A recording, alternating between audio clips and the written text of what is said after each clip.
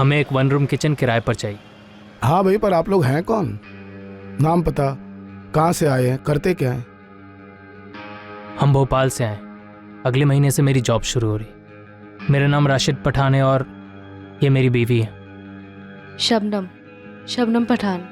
देखिए, सबसे ज़रूरी है मैरिज सर्टिफिकेट। वो है ना आपके पास? निकाह किया है तो सर्टिफिकेट तो होगा ही ना। आप पहले हमें घर दिखा सकते हैं? આપાનગર પોલીસ સ્ટેશન સાંજટ નાકાના જંગલમાં એક બળી ગયેલ બોડી જોવામાં આવી છે. તત્કાળ ત્યાં પહોંચો. સંદેશ મળી ગયો. અમારી ટીમ સાંજટ નાકા જવા માટે રવાના થઈ ગઈ છે.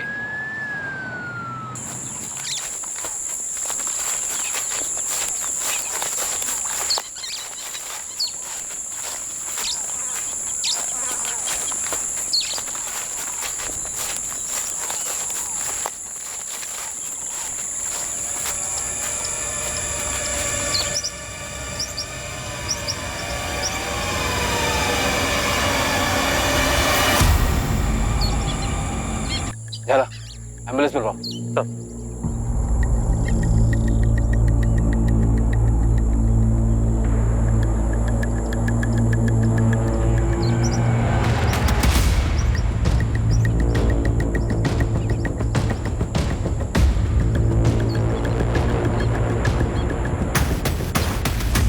सर, आसपास तो कोई सुराग नहीं मिला। बॉडी पर भी कोई आइडेंटिफिकेशन नहीं है। और सर, जिस गांव वाले ने बॉडी को स्पॉट किया उसने भी किसी को आता जाता नहीं देखा सर। लाश को इसी बोरी में लपेट कर लाए होंगे और यहीं जलाया होगा, और काफी जलने के बाद इसी बोरी से आग बुझाई भी होगी। हो सकता है सर, क्योंकि बॉडी पर काफी स्ट्रॉन्ग कैरोसिन की स्मेल है। बलदेव, जवान औरतों की मिसिंग रिपोर्ट चेक करनी होगी। काफी यंग औरत, लड़की कहना सही होगा। एज 18 से 23 के बीच की। 18 से 23 का रेंज काफी बड़ा होता है डॉक्टर। फेस के साथ बॉडी भी पूरी तरह से जली हुई है। ऐसी हालत में एक्चुअल एज बताने के लिए थोड़ा टाइम लगेगा। वैसे आपके पास बाकी डायमेंशंस हैं। Height 5 feet 5 inches, weight 55-56 KGs और ब्लड ग्रुप O पॉजिटिव। मौत का कारण? विक्टिम को गला घोंटकर मारा गया है। सर, 4 महीने पहले हिम्मतनगर से एक लड़की गायब हुई। उसकी फोटोज और डिटेल आई थी। ये इस जंगल वाली लाश के साथ मैच कर रही है सर। नाम मानसी पटेल, उम्र 20 साल, height 5.2, weight 51 KG, blood group O positive. लगभग एग्जैक्ट मैच है।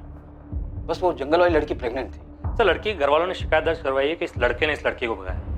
फैज खान से। मेरा नाम राशिद पठान है और ये मेरी बीवी है।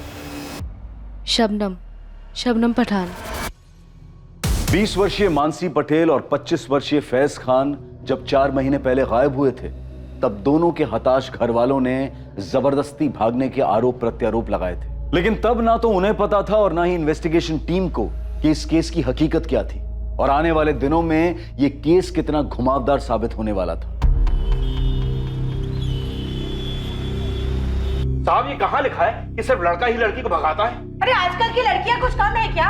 सर, इस औरत को बोलिए मेरी बेटी पर उंगली ना उठाए। इस औरत का क्या मतलब? तमीज से बात करो, समझे? इनका लड़का परेशान करता था हमारी मानसी को। जरूर इन लोगों ने कुछ खिला पिला दिया होगा मेरी बेटी को। इन लोगों ने का क्या मतलब है? हमें कोई ऐसा वैसा समझ रखा है? अपनी लड़की तो संभाली नहीं जाती है।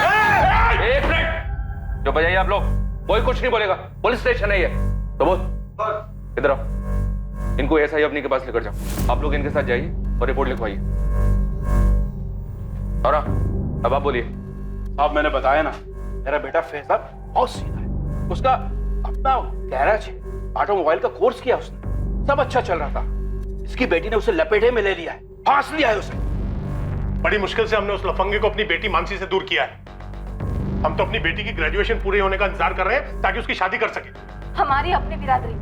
देखिए, वो लड़की हमें घर में चाहिए ही नहीं और ना ही चाहिए उस बिरादरी की चिट्ठी।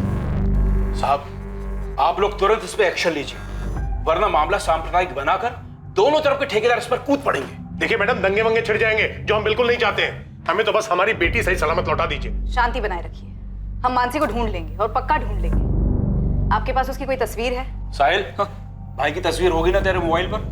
दिखा इन्हें। हाँ, दिखा दो।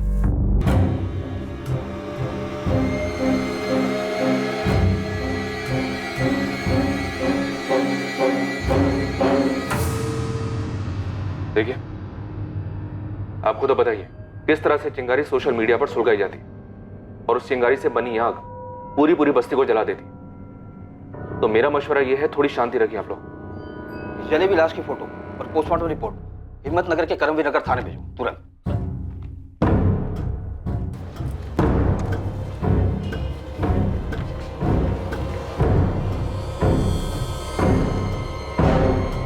लड़की 4 महीने प्रेग्नेंट थी, अब बवाल होगा। दोनों फैमिलीज को हाजिर करो और ये इन्फॉर्मेशन किसी भी सूरत में लीक नहीं होनी चाहिए। बेकार में शहर में दंगे शुरू हो सकते हैं। वैसे शायद ये इन्फॉर्मेशन गलत है। क्यों? लाश जली हुई है लेकिन बाकी सारे पैरामीटर्स तो मैच हो रहे हैं। लेकिन सर 4 महीने पहले जब मानसी और फैज भागे थे, तब हमने उन्हें उन दोनों के इंस्ट्रूमेंट के IMEI नंबर से ट्रेस कर लिया था। दोनों लोकेशंस मुंबई में माही मिला के दिखा रहा था। और फिर सिर्फ 3 दिन में हम उन्हें मुंबई से पकड़कर वापस ले आए थे। अपने हितेन खबरी ने खोज कर निकाला था कि वो मुंबई के माहिम इलाके में कौन सी जगह है। नमस्ते मैम। माहिम का एक स्टेट एजेंट है बिलाल करके, उसका नंबर और पता है। राजू करके एक मेरा मुंबई का पंडर है, उसको बिलाल बोला था कि उसने फ्लैट तो दे दिया था, लेकिन उनके डॉक्यूमेंट्स फर्जी लग रहे थे। शाबाश हितेन, अच्छा काम किया। मैं उसी रात की ट्रेन से मुंबई पहुंचा और मुंबई पहुंचते ही सबसे पहले बिलाल एस्टेट एजेंट के ऑफिस पहुंचा।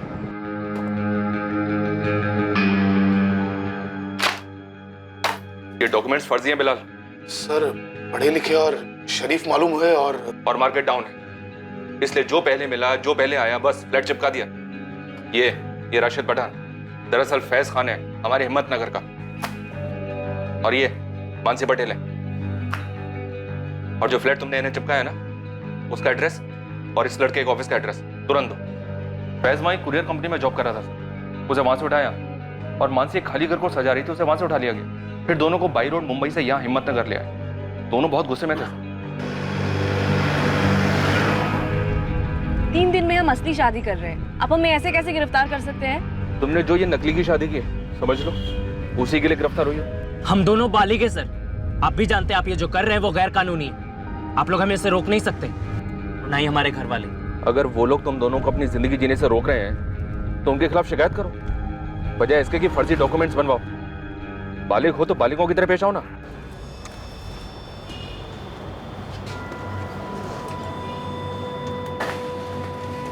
राम जी, सविता जी, अगर आप लोगों ने दोबारा ऐसी कंप्लेन की तो हम कोई एक्शन नहीं लेंगे। लड़की आपकी बालिग है और हमसे 1000 बार कह चुकी है कि वो अपनी मर्जी से फैज के साथ गई थी। इसे ये सब बोलने के लिए मजबूर किया जा रहा है। मुझे किसी ने मजबूर नहीं किया है। तू चुप रहे, मुंह बंद रख। चल घर चल। अरे नईम जी, देखिए ये आपका घरेलू मामला है, अगर आप इसे घर में निपटा लें तो अच्छा है। कानून बालिगों का साथ देगा, बिरादरी का नहीं। जब गायब हुए थे तो ये इन्फॉर्मेशन आप लोगों ने सभी पुलिस स्टेशन में भेजी होगी, हमेशा की तरह। पूरे स्टेट के हर एक थाने में भेजी गई थी, पूरी डिटेल और तस्वीरों के साथ। और जब वापस मिल गए, घर वालों को लौटाए गए, क्या ये इन्फॉर्मेशन भी बाकी पुलिस स्टेशन को दी गई कि दोनों मिल गए? शायद मिस कर दिया सर। गलती यही हुई। प्रांतीय पुलिस को अभी भी लग रहा होगा कि दोनों गायब हैं, इसलिए दौड़ 2-4 हुए। 1 मिनट सर, ये भी तो हो सकता है हम मानसी और फैज को 4 महीने पहले वापस लेकर आए थे। ऐसा भी तो हो सकता है कि ये दोनों फिर से कहीं भाग गए और मानसी के साथ कुछ हुआ हो।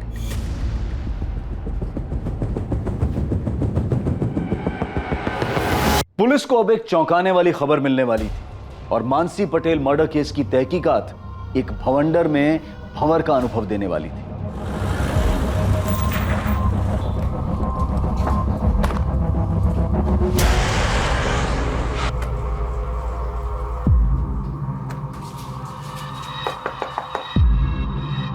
सविता जी, मानसी कहाँ है? दास जी, मैं कुछ पूछ रहा हूँ आपसे। मुझे नहीं पता फैज कहाँ है। 4 दिन हो गए उसे भागे हुए। फिर से वो कमीना उसे भगा के ले गया, वही फैज।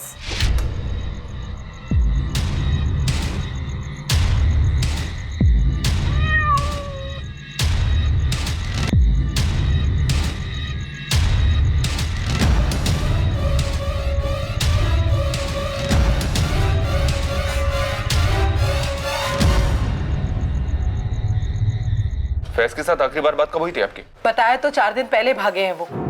उसके बाद बात ही नहीं करने दी होगी उस लड़की ने। तो फिर आपने कंप्लेंट क्यों नहीं की? की थी मैडम, मैं और मानसी के बापू आए थे आपके थाने। कब? 4 दिन पहले।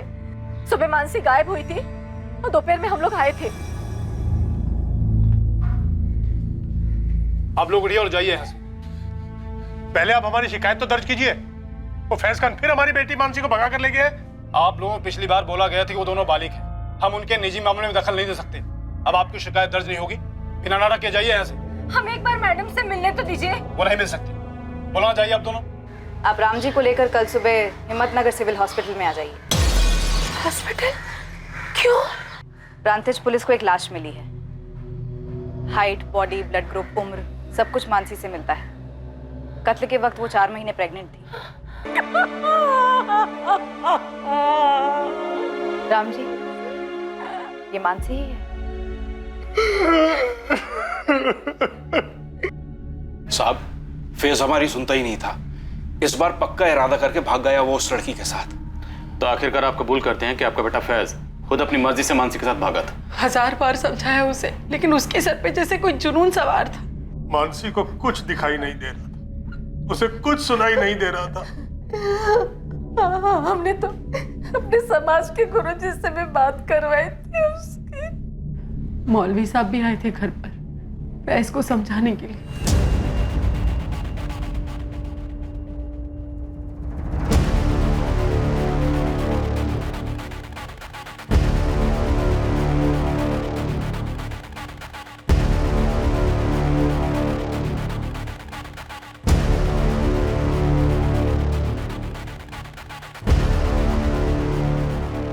बिरादरी का तो छोड़िए, माँ बाप का भी ख्याल नहीं किया और पीछे अपना ये मोबाइल छोड़ गया था। साहिल, इसका पासवर्ड मालूम है तुम्हें? जी नहीं पता सर। एफएसएल भेज देता हूँ सर, पासवर्ड क्रैक करने के लिए। बोलो अर्जेंट। सर साहब, इन दोनों के बारे में कुछ पता चला आपको? मर्डर हुआ है मानसी का। क्या? ये क्या कह रहे हैं आप? और कत्ल के वक्त लड़की 4 महीने प्रेग्नेंट थी। फैज के अलावा किसी और पर शक? कोई दूसरा बॉयफ्रेंड रहा हो? और कोई नहीं था। बिरादरी में से किसी को कुछ पता चला हो और गुस्से में कुछ कर दिया हो बिरादरी की इज्जत के खातिर? क्यों राम जी? जी नहीं मैडम, इस फैज को फांसी नहीं, इसको जिंदा जला देना चाहिए। क्या बोल रहे हैं आप? मेरा बेटा किसी का खून नहीं कर सकता। सब गलती की है मेरे बेटे ने, लेकिन वो उससे बहुत प्यार करता था और अगर इस तरह मार ही डालना होता तो 3 बार उसके साथ भागता नहीं वो। क्या 3 बार? इसके पहले तो मुंबई भागे थे ना, जब वापस लेकर आए थे हमने। उसके पहले भी कहीं भागे थे? मुंबई जाने से पहले एक बार और, उसके 1 साल पहले। दरअसल वो लड़की मानसी मेरे बेटे साहिल की दोस्त थी। क्लासमेट थी sir. Happy birthday to you. Happy birthday to you. Happy birthday to you. Happy birthday dear Sahil. Happy birthday. अरे पहली बाइट फैमिली को।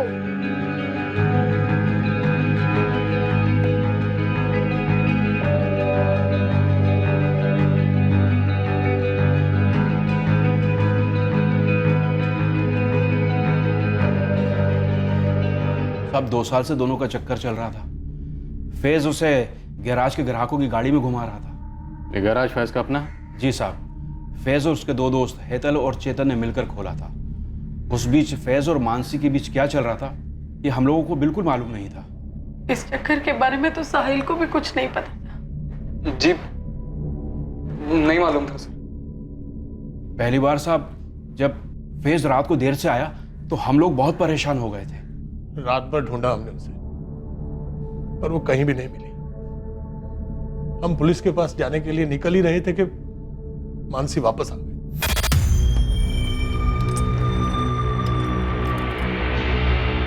मानसी? कहाँ थी तू रात भर? ऐसे बिना बताए कैसे जा सकती है तू? अरे पापा अंदर तो चलने दो। कितनी शांति से बात कर रही है। मालूम है हम लोग पुलिस स्टेशन जा रहे थे। अच्छा हो नहीं गए आप लोग, मजाक उड़ाते हैं आपका। लेकिन कहाँ थे बेटा तू रात भर? एक फोन तो कर देती ना। अरे मेरे फ़ोन की बैटरी ऑफ हो गई थी, चार्जर नहीं था इसलिए कॉल नहीं कर पाया। तो किसी और के फोन से फोन कर लेते ना भाई। किसी ने पूछा तुझसे? चल अंदर जाओ, सो जा। अरे बेटा तू था कहाँ? यहाँ हम सब, मेरा मतलब है मेरे दिल को कुछ हो जाता तो? तौबा अब्बू, कुछ भी ना बोलिए। अरे मेरा एक दोस्त है अब्दुल, आप उसे नहीं जानते, तो एकदम से अहमदाबाद ले गया मुझे। उसकी कोर्ट मैरिज थी ना, तो गवाही देने गया था। गवाही देने? कोर्ट में? क्यों? कोई दूसरे कौम की लड़की थी? रश्मि नाम है मेरे फ्रेंड का, रश्मि शर्मा। शादी कर रही थी वो अब्दुल शेख के साथ। तू ही मिली थी उसे गवाह बनाने के लिए? अरे पापा, वो मेरी बहुत अच्छी फ्रेंड है कंप्यूटर क्लासेस से।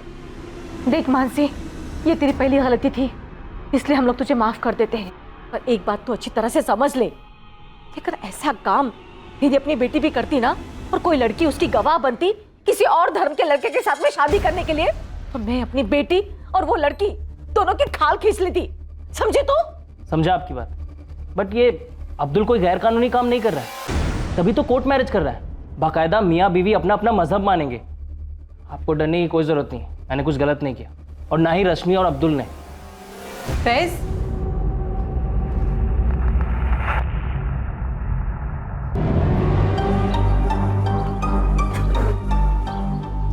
हमारा एक्सपेरिमेंट पूरी तरह से फेल नहीं हुआ है फैज। हाँ, ये तो एक दिन के लिए था, और अगर हम 5-6 दिन के लिए भागे, तुम्हें क्या लगता है हमारे माँ बाप पुलिस में नहीं जाएंगे?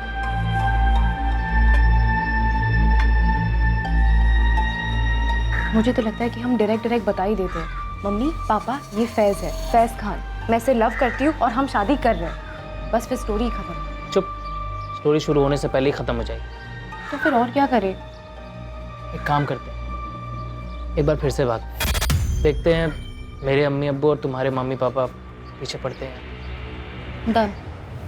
अभी? और जब दूसरी बार भागे तो आप ही लोग 3 दिन में मुंबई से उन्हें ढूंढकर वापस ले आए थे। सब कुछ ठीक ही था, हमें लगा दोनों एक दूसरे को भूल गए, और फिर 4 दिन पहले फिर भाग गए। मैंने इससे कहा कि हम पुलिस में गए तो बदनामी हमारी होगी। आखिर लड़की को लेकर हमारा लड़का ही भागा है ना। साहब, मेरा बेटा उस लड़की से बहुत प्यार करता था। जिस लड़की की बात आप कर रही हैं, कत्ल हो चुका उसका। कत्ल के वक्त लड़की 4 महीने प्रेग्नेंट थी। कैसा प्यार था ये? साहब, मैं आपसे कह रही हूँ, वैसे उस लड़की का क्या किसी का कत्ल नहीं कर सकता है।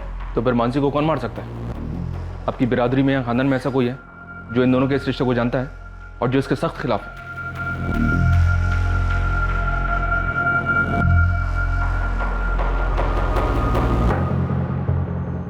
फैज ने नहीं तो किसने और क्यों मानसी का कत्ल किया? इसका जवाब फैज ही दे सकता था, जिसके लिए पुलिस ने मैनहंट जारी कर दिया।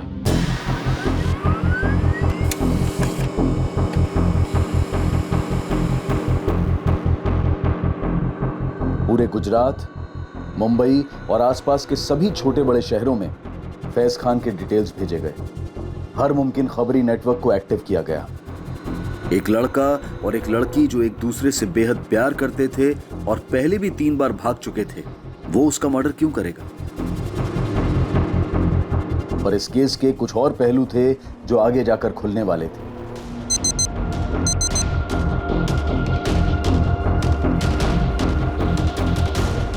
कुछ और खिलाड़ी थे जिनका किरदार उभर कर आना बाकी था। पर फिलहाल सारा शहर तनाव की गिरफ्त में आ चुका था। कौमी फसाद करवाने वाले घात लगाए बैठे थे। पुलिस जबरदस्त दबाव में थी फैज को ढूंढकर मानसी के कत्ल की सच्चाई को सामने लाने के लिए। पर इस सब के परे दूर, काफी दूर एक और कहानी लिखी जा रही थी। असल में कलम से कागज पर लिखी जा रही थी।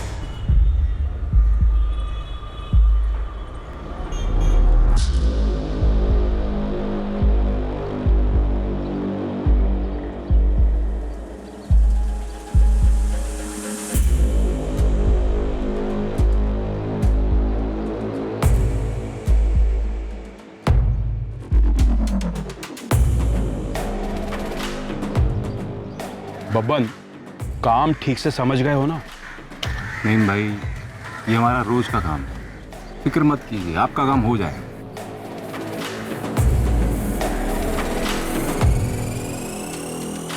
लखन, किसी को कानो कान खबर नहीं होनी चाहिए, और पुलिस को तो बिल्कुल भी नहीं। अरे रामजी भाई, शांति रखो। आपने बोल दिया ना मामला घरेलू है, बस घर तक ही रहेगा। अब ये घरेलू मामला नहीं रहा साहिल। मानसी का मर्डर हुआ और मर्डर के वक्त वो 4 महीने की प्रेग्नेंट थी। तुम्हारे भाई की गर्लफ्रेंड थी। दोस्त तो तुम्हारी भी थी। सर मैं सच कह रहा हूँ, मुझे कुछ नहीं पता। साहिल, तुम 4 महीने पहले में काफी नर्वस दिखाई दे रहे थे। हालत तो अभी भी पतली है तुम्हारी। बोलो क्या छुपा रहे हो? अरे बोलो, डरो मत, बोलो। सर मैं सच ही कह रहा हूँ, मैं बचपन से ही नर्वस हूँ सर। आप चाहे तो किसी से भी पूछ लीजिए। तुम्हें क्या लगता है मर्डर फैज ने किया?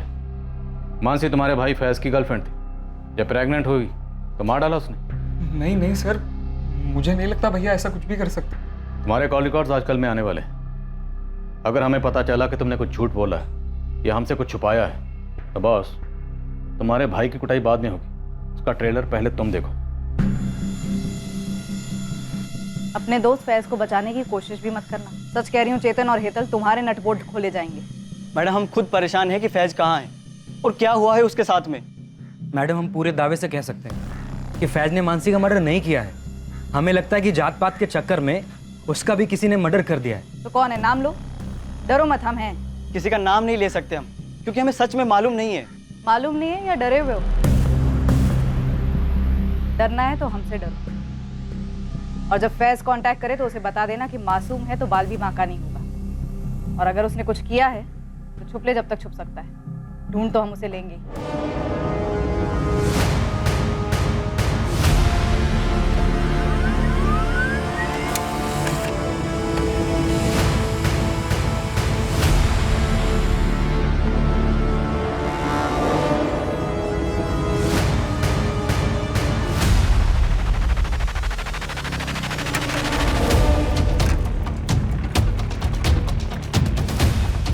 पोस्ट किए गए तीनों खत दरअसल एक ही खत की 3 कॉपीज थीं जो 3 अलग अलग एड्रेसेस पर पहुंचने वाली थी, और ये चौंकाने वाले खत मानसी मर्डर केस पर नई रोशनी डालने वाले थे। सर, फैज के भाई साहिल खान और उसके गराज के पार्टनर्स चेतन पंड्या और हेतल देसाई के फोन रिकॉर्ड स्कैन किए। कुछ शक करने जैसा तो नहीं निकला है। भाई साहिल खान पे स्पॉट डालना होगा। वो जिस तरह से नर्वस रहता है, उसकी बॉडी लैंग्वेज से लगता है कि फैज खान के बारे में पक्का कुछ जानता है। और ये एक लेटर है आपके नाम। आज के जमाने में लेटर कौन भेजता? किसने भेजा? फैज खान?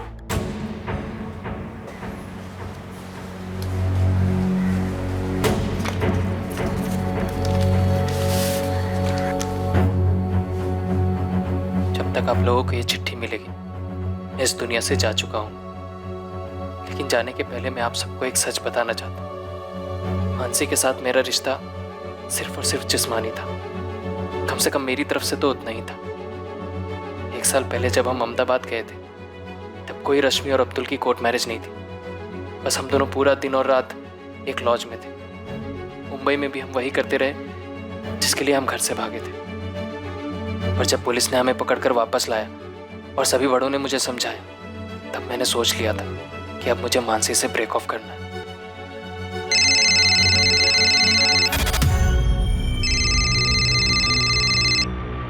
हाँ बोलो। लेकिन मानसी ने मुझ पर एक बॉम्ब डाल दिया। ऐसा कैसे हो सकता है? तुमने तो कहा था सेफ है। तो हो गया तो मैं क्या कर सकती हूँ? अब हमें शादी करनी होगी फैज। हम अहमदाबाद चले जाते, कोर्ट मैरिज कर लेते कल ही। शादी कोई इंस्टेंट कॉफी नहीं है कि बस कर ली। उस दिन लॉज रूम में तुमने ये सब नहीं सोचा था?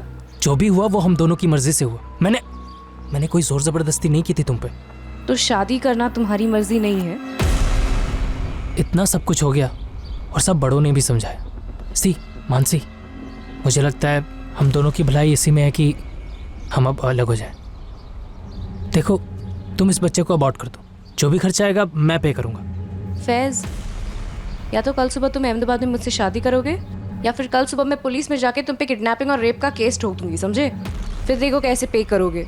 मानसी, पिछले 2 बार की तरह मैं आज रात को भी 3 बजे निकलूंगी। तुम मुझे हाईवे पे मिलना और अभी इसी वक्त अहमदाबाद के किसी लॉयर को हमारी शादी के लिए अरेंज कर लेना, वरना तुम बहुत पछताओगे फैज।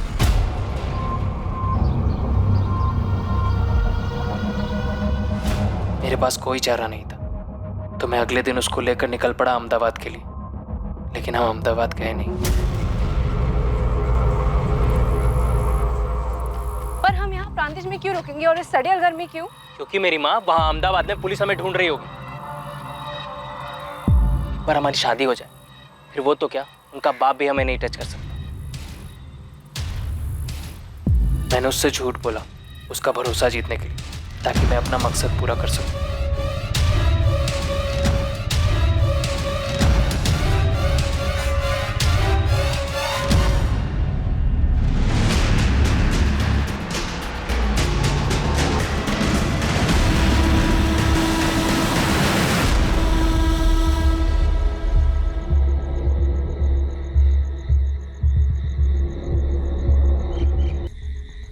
अम्मी अब्बू को जीते जी जिल्लत की उम्र कैद नहीं देना चाहता।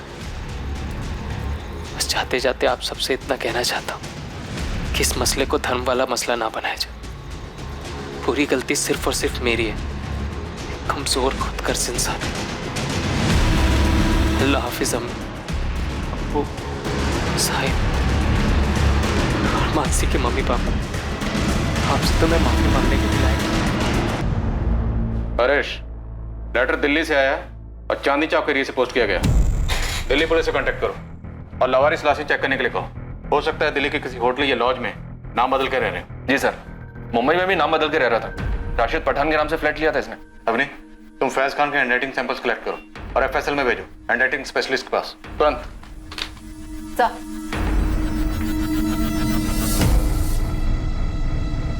अब तो पुलिस को भी कोई शक नहीं होना चाहिए कि हमारी मानसी को इस फैज ने ही मार डाला। मैं तो शुरू से ही कह रहा था कि लड़का गलत है, गलत है।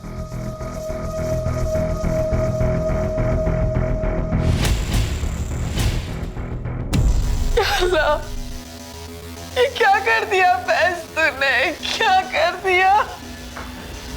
नहीं, फैज ने क्या कर लिया?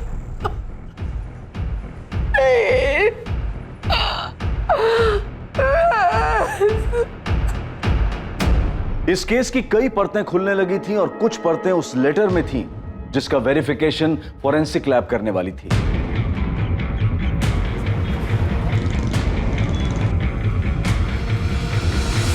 लेकिन यहां तीसरी ओर प्रांतिज पुलिस, जिन्हें मानसी की लाश मिली थी, उनके हाथ कुछ लगा जरूर था।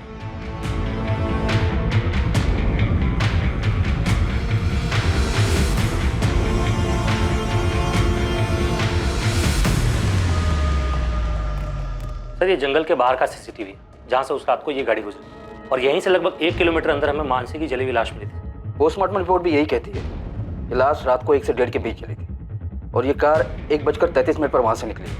हो सकता है कि इस कार में मानसी की लाश लाई गई हो और ये आदमी फैज से कनेक्टेड हो। जाला, इस कार को ट्रेस करो। वैसे भी हमें काफ़ी देर हो चुकी है, काश ये फुटेज हमें काफ़ी पहले मिल गई होती। यहां प्रांतिज पुलिस को एक रहस्यमयी गाड़ी की लीड मिली और वहां हिम्मतनगर पुलिस के हाथ भी एक बहुत बड़ा सुराग लगा जब फाइनली फैज के सेल फोन के पासवर्ड को क्रैक कर लिया गया और अब सामने आया एक चौंकाने वाला नया angle. Happy birthday, dear Sahil.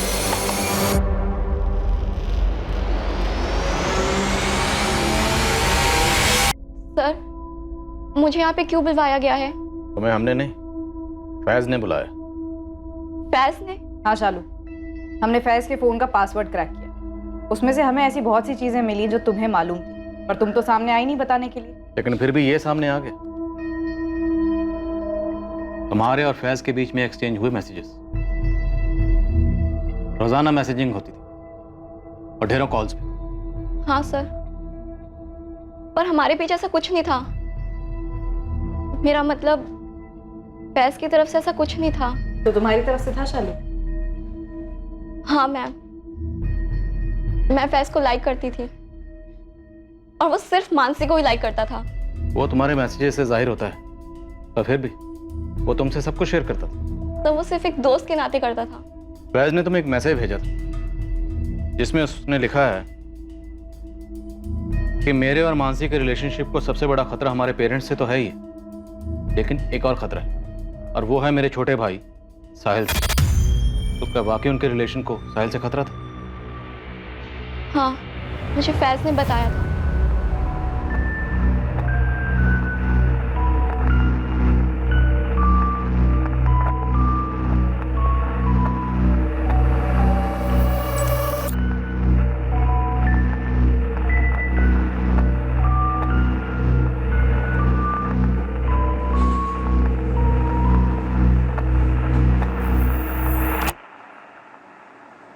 Actually Mansi Faiz को साहिल के बर्थडे पर मिली थी 1 साल पहले ही, और उस दिन साहिल मानसी को प्रपोज करने वाला था। वो पागल हो गया था उसके पीछे 11th स्टैंडर्ड से, 2 साल से ही। सो कैसा लगा केक बर्थडे बॉय? बहुत ही अच्छा। अच्छा सुन, तूने अपने हैंडसम से फैज भाई को बुलाया क्या? हाँ, अच्छा वो मानसी आ रही है ना? अरे यार कब तक ऐसे शाय फील करता रहेगा? आज तो बोल दे उसको मेरा बर्थडे है। हाँ यार शालू, मैंने ना आज डिसाइड कर लिया कि मैं मानसी को प्रपोज करके ही रहूंगा, कुछ भी हो जाए। अरे पहली बाइट फैमिली उस दिन 2 लोगों के दिल टूटे थे सर, एक तो साहिल का ऑब्वियसली और दूसरा मेरा। तो इस बात की तगड़ी पॉसिबिलिटी है कि साहिल ने फैज और मानसी को मारा होगा, और वो लेटर्स भी उसी ने पोस्ट किए होंगे। क्या बात कर रहे हैं सर? साहिल एक मक्खी तक नहीं मार सकता। शालू, तुम्हें सब कुछ खुद आकर बताना चाहिए था, पर अब साहिल बताए। परेश, हाँ साहिल। सर मेरी बात सुनिए सर, साहिल ऐसा नहीं कर सकता सर, मेरी बात समझिए तो सी, वो नहीं करेगा ऐसा।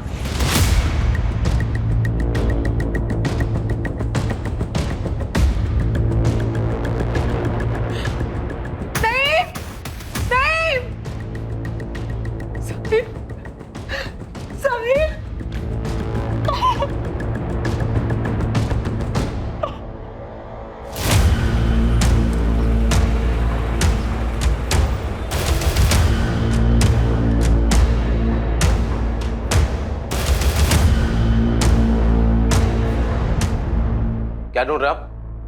देखिए, मुझे जानने का हक है। आप लोगों की गलतफहमी के कारण मेरे पूरे दिन का नुकसान हो गया। कौन भरपाई करेगा इसका? अरे कुछ बोलो यार।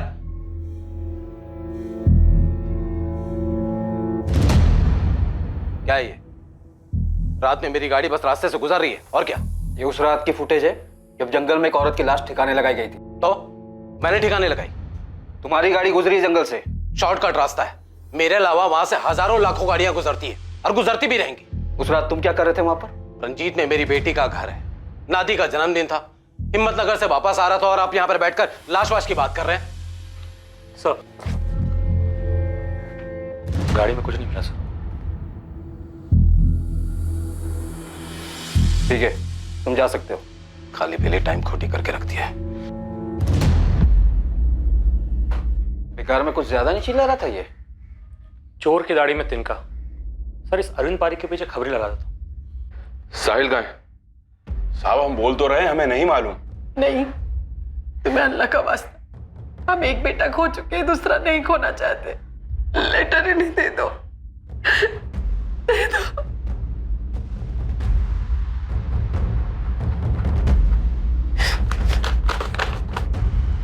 अम्मी, अब्बू, दरअसल मैं मानसी से प्यार करता था, पर फैज भाई को वो अच्छी लगने लगी।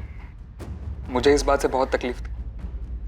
मुझे पता चला था कि मानसी भी घर से गायब थी। ठीक तभी जब फैज भैया गायब हुए थे, मैंने 2 और 2 साथ में जोड़ लिया कि भाई और मानसी साथ में ही गायब हुए होंगे। और मैंने भाई से पूछा, कल दिन भर और रात भर आप मानसी के साथ थे ना? हाँ, तो अम्मी अब्बू को बोलेगा, चुगली करेगा मेरी? मानसी मेरी गर्लफ्रेंड है, तुझे प्रॉब्लम है इससे? हाँ है प्रॉब्लम, क्योंकि मैं भी लाइक करता हूँ उसे 2 साल से। अबे ढक्कन, पहले क्यों नहीं बताया? आपको सब पता था भाई, मैं दिन भर उसके बारे में बातें करता था। मेरे बर्थडे पे भी पहला केक मैंने उसे खिलाया था। आपको सब पता था भाई। देख, अचकानी बातें मत। तूने कभी मानसी से कुछ कहा या मानसी ने तुझे कुछ बोला? नहीं ना? देख, मानसी अब मेरे साथ है, तुझे समझना पड़ेगा। नहीं समझना है मुझे। देखो भाई, अगर आपने मानसी के साथ कुछ भी गलत किया ना, तो मैं मार डालूंगा आपको और फिर खुद को। इसमें हम क्या कर सकते हैं सर? फैज ने मारा हो या साहिल ने मारा हो, इनके पूरे खानदान को जेल में डाल दीजिए सर। जिसने भी मारा है हमारी बेटी को, हमें सिर्फ इंसाफ चाहिए। साहब हमें तो लगता दाल में अभी भी कुछ काला है। मेरे दोनों बेटे, नहीं, हमारी परवरिश इतनी गलत नहीं हो सकती। देखिए, फिलहाल तो यही लगता है कि फैज ने मारा, और उसने मारने के बाद चिट्ठियां भिजवाई। अब खुद फरार हो गए। दिल्ली में फैज की लाश नहीं मिली, या फिर हो सकता है कि साहिल ने मारा और वो चिट्ठियां किसी और से भिजवाई उसने। लेकिन वो दिल्ली गया ही नहीं। किसी और से भिजवाई हो, चिट्ठियां भिजवाना मुश्किल नहीं। सर, फोरेंसिक लैब से फोन आया था। हैंडराइटिंग एक्सपर्ट ने दोबारा चेक किया, वो हैंडराइटिंग फैज की नहीं है। अब नहीं, साहिल के लिए तुरंत रेड अलर्ट जारी करो, बच के नहीं निकलना चाहिए। साहब, इस बार तगड़ी खबर लाया हूँ। नईम खान, लड़के का बाप, उसने बबन कुरैशी को पैसे दिए। मानसी को मारने के लिए? अब वो तो बबन से निकलवाओ ना आप। चल ठीक है, और कुछ? ये तो आधी खबर है साहब, और एक सुपारी गई थी। अब किसकी? रामजी पटेल, लड़की का बाप। उसने हिस्ट्री शीटर लखन पांडे को पैसे दिए। फैज की सुपारी? ये क्या खिचड़ी है? खिचड़ी उनकी अम्मा बोलिए साहब, और आगे भी सुनिए। जैसे ये फैज का सुसाइड वाला स्टोरी निकला ना, रामजी पटेल ने तुरंत लखन पांडे को फोन करके कॉन्ट्रैक्ट कैंसिल कर दिया। मैं तो कहता हूँ साहब, नईम खान और रामजी पटेल को टटो। सर, चोर की दाढ़ी में तो वाकई बहुत बड़ा तिनका दिखा सर। कोई कनेक्शन मिला उस अरुण पारिक का? बिल्कुल सर, खबरी रामचंद को लगाया था इसके पीछे, और उसने बताया कि अरुण पारिक की बहुत ही खास दोस्त थी। सोचिए किसके साथ? फैज खान की फैमिली से? नहीं सर, मानसी पटेल के फादर रामजी पटेल के साथ।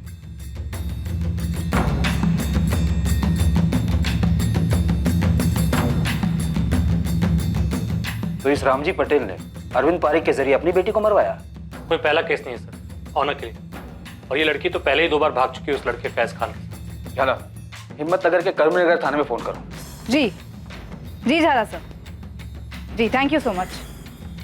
कौन था मानसी पटेल का कातिल? क्या फैज ने सुसाइड किया था या वो जिंदा था? क्या मानसी के पिता रामजी पटेल ने पहले अपनी बेटी मानसी को मरवाया और फिर शायद फैज का कत्ल प्लान किया ताकि शक फैज पर आए? या फैज के पिता नईम खान का मानसी और शायद फैज की भी हत्या में हाथ था? एक तरफ आशिक साहिल खान भी पुलिस की रडार में एक तगड़ा संदिग्ध था। यह संभावना भी कमजोर नहीं थी कि फैज ने ही मानसी को मार डाला था और किसी और से लेटर लिखवाकर फरार हो गया था। परेश सर, ये दोनों हिस्ट्री शीटर्स पांडे और कुरैशी, जिसको नईम खान और रामजी पटेल ने सुपारी दी थी, दोनों के पीछे लग जाओ। सर, अवनी, साहिल खान, तुम्हें जो करना करो, लेकिन ये साहिल खान मुझे आज के आज अपने कैबिन में चाहिए। जी सर। हाँ बोलिए टेन।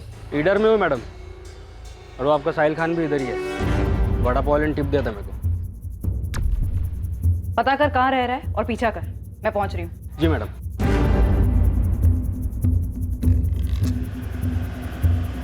कुछ तो बोलिए, क्यों उठाया है हमें? सब कुछ तो खत्म हो गया है। अब क्या बात करनी है आप लोगों को हमसे? मेरी बेटी मानसी वापस तो नहीं लौटाएगी ना?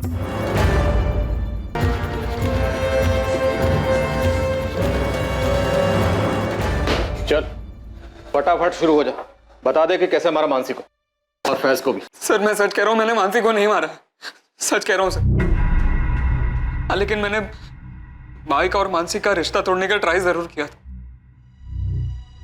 जब पहली बार भाई और मानसी भागे थे और मेरा भाई से झगड़ा हुआ था, तब ना मेरे अम्मी अब्बू को पता था मानसी के बारे में और ना मानसी के माँ बाप को पता था, पर मैंने उन्हें बताया।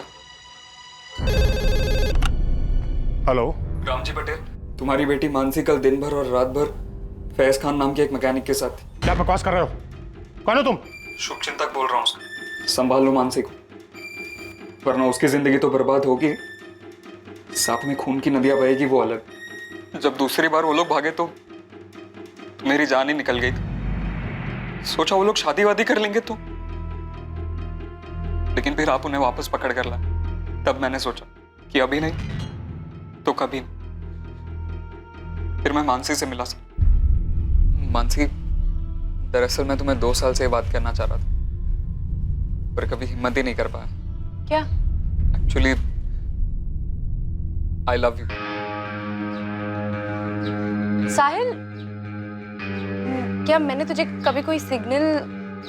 तू मेरे लिए बस एक ओके, मत कहो। तो तुमने क्यों कहा इडियट? तुम मेरे लिए एक बहुत ही गुड और स्वीट फ्रेंड हो, और फैज के बाद उसके छोटे भाई। तो ये नॉनसेंस ना अपने दिमाग से निकाल दे। वो तो मुझसे नहीं होगा। फैज से मैं ब्रेकअप कर चुकी हूँ। हमारे बीच जो कुछ भी हो, अगर मैं उसे बुला सकती हूँ ना। साहिल तुम बात ही मत करो। देखो, फैज भाई को ये मीटिंग के बारे में कुछ मत बताना प्लीज। मानसी, तुम्हें मेरी कसम।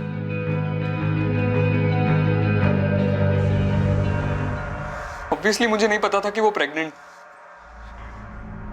और भाई के साथ ब्रेकअप करने वाली बात वो भी झूठी थी। 2 महीने बाद वो लोग तीसरी बार भागे और फिर ये न्यूज आई।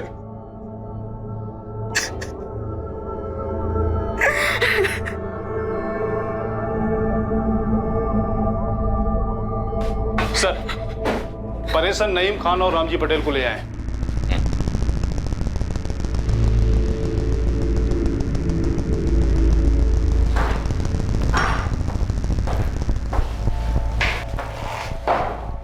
साहब मैंने बब्बन को पैसे दिए थे, लेकिन मानसी को ढूंढने के, ताकि ये लोग मेरे फैज के साथ कुछ करना दे। मुझे भी यही डर था। मुझे फैज को अपने कब्जे में रखना था ताकि ये लोग मानसी को छोड़ दें, लेकिन उस फैज ने ही मानसी को मार दिया और मेरे फैज ने खुद की जान ले ली। फैज की लाश नहीं मिली अभी तक। दिल्ली पुलिस ने सारी लावारिश लाशें चेक कर ली। साहब हो सकता है खुदकुशी ना की हो, इन्हीं लोगों ने मरवा दिया हो। क्या पकड़े हो?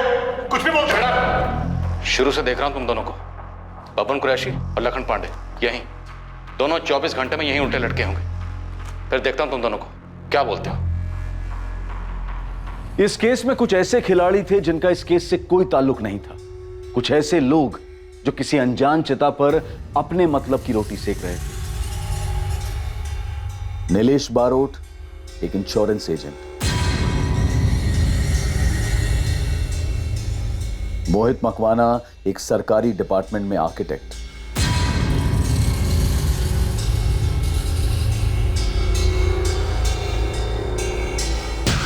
और रुचिका एक हाउसवाइफ।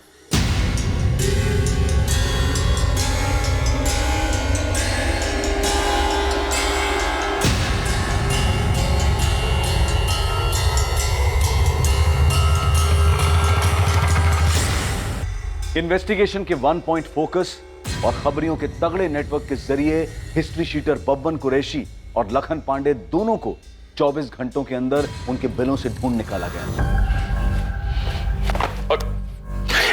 बब्बन, हम तुझे ठोकर उसी जंगल में फेंक देंगे। बोल, नईम खान ने मानसी की सुपारी दी थी या नहीं? बोल। सुपारी नहीं दी थी साहब। पैसे लेते उस लड़की मानसी को ढूंढ के लाने के लिए, और हमने ढूंढा भी खूब उसे। लेकिन जब उसकी लाश की खबर मिली तो मैंने नईम खान को उसके आधे पैसे भी दे दिए थे वापस। ये लीजिए, जितना ढूंढने में खर्च हुआ है उतना ही काटा है नहीं भाई। लड़की को मारा किसने कुरैशी? इस सवाल का जवाब आपके घर में है, वो बाहर ना ढूंढिए साहब। खुदा लखन, अगर तुम हमें फैज की खबर या उसकी लाश के बारे में नहीं बताएगा तो यहीं सड़ेगा। और याद रखना, यहां से निकलने के लिए तू एक एक मिनट तड़पेगा। साहब मुझे सच में कुछ नहीं पता। साहब वो फैज की खुदकुशी के बारे में सुनते ही रामजी भाई ने मुझे फोन किया था साहब। अरे कैसे पैसे रामजी भाई? उस फैज के बच्चे के चक्कर में सारे पैसे खर्च हो गए। लेकिन उसने तो खुदकुशी कर ली मेरी बेटी को मारने के बाद। देखो रामजी भाई, आपकी बेटी का मुझे खेद है, पर पैसे तो मैं लौटाने से रहा। रखता हूं।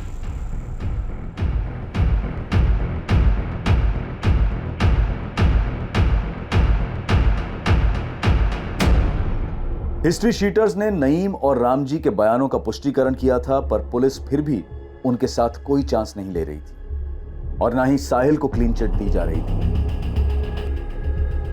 दिल्ली कौन गया था लेटर्स पोस्ट करने? मैम, मैंने कोई लेटर नहीं भेजे।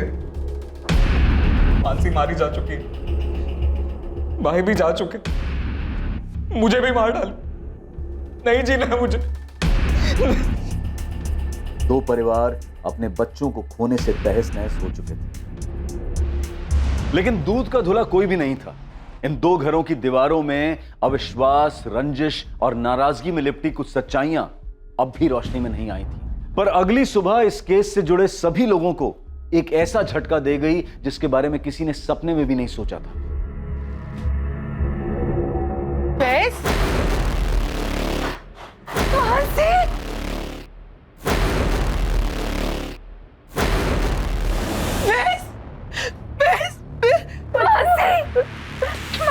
तू ठीक है ना? तू जिंदा है? तू कहाँ चली गई थी बेटा? कहाँ चली गई थी मानसी?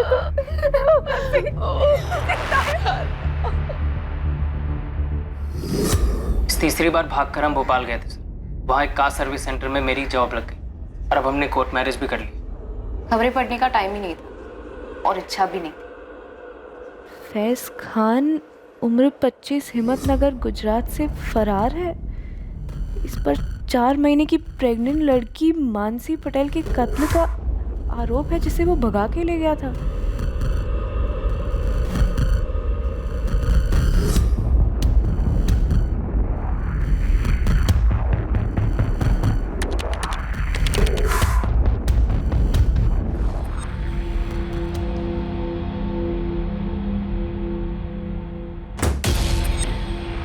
क्या हुआ मानसी? डर के मारे हम 3 दिन घर में ही बैठे रहे कैदियों की तरह, और फिर वो सेकंड झटका आया। जब वो लेटर्स वाली खबर आई। सुन मानसी, मेरे नाम से लिखे गए ये सुसाइड लेटर्स फर्जी हैं, पर हम फर्जी नहीं, और ना ही हमारी शादी फर्जी है। पता नहीं कौन है जो तुम्हारा मर्डर, ये लेटर और मेरे सुसाइड की झूठी अफवाहें फैला रहा है। और क्यों? मुझे लगता है हमें। मैं बैग पैक कर लेती हूँ। 1 घंटे में अहमदाबाद एक्सप्रेस निकलेगी। अनरिजर्व तो अनरिजर्व सही, चलते और ये सारा ड्रामा खत्म करते। ये कल रात की बात थी और आज हम दोनों आपके सामने बैठे, बिल्कुल जिंदा और उतने ही प्यार में जितना 1 साल पहले थे। और अब हम शादी भी कर चुके। और मैं प्रेग्नेंट नहीं हूँ, लेकिन आप लोगों को शक करने की आदत है, इसलिए चाहे तो टेस्ट करवा सकते हैं।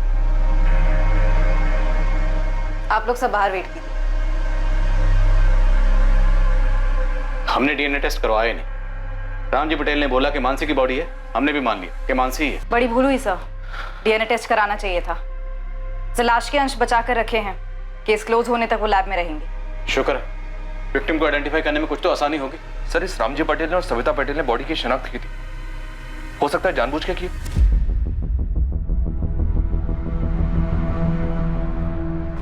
रामजी, सविता और मानसी, आप लोगों सर ने अंदर बुलाया है।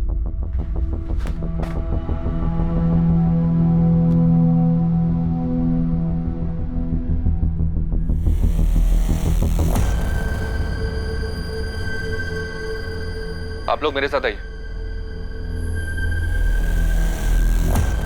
मानसी, क्या लगता है तुम्हें वो चिट्ठियां लिखकर फैज को कौन फंसाना चाहता हो? बाकी लोगों का मुझे नहीं पता सर, लेकिन मैं एक आदमी को जानती हूँ जो फैज को फंसाना चाहता था।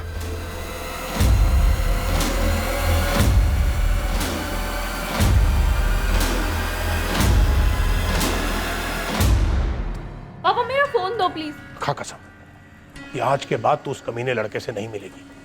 ठीक है, मैं कसम खाती हूँ मैं उससे नहीं मिलूंगी। अभी आप मेरा फोन दो प्लीज। मानसी, मुझे पता है कि तू अपनी कसम पर टिकी नहीं रहेगी। परवाह नहीं, मैंने भी कसम खाई है, लेकिन मैं अपनी कसम पर बराबर टिका रहूंगा। पूछ क्या? क्या?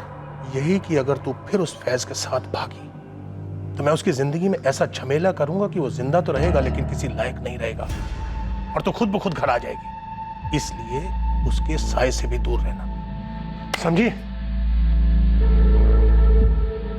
रामजी पटेल, तुम्हारा एक दोस्त है अरविंद पारेख। हाँ है। तो जिस दिन उस औरत की लाश जंगलों में मिली, तुम्हारा ये दोस्त अरविंद पारेख उसी जंगल में देखा गया। सर, ये जंगल के बाहर का सीसीटीवी जहाँ से उस रात को ये गाड़ी गुजरी थी। कौन थी वो औरत जिसे तुमने और तुम्हारे दोस्त अरविंद पारेख ने मारकर जंगलों में फेंक दिया ताकि फैज को फंसा सको? अरविंद, मुझे निकलना होगा। ये लो, आप इसे ठिकाने लगा दो, मैं चलता हूं।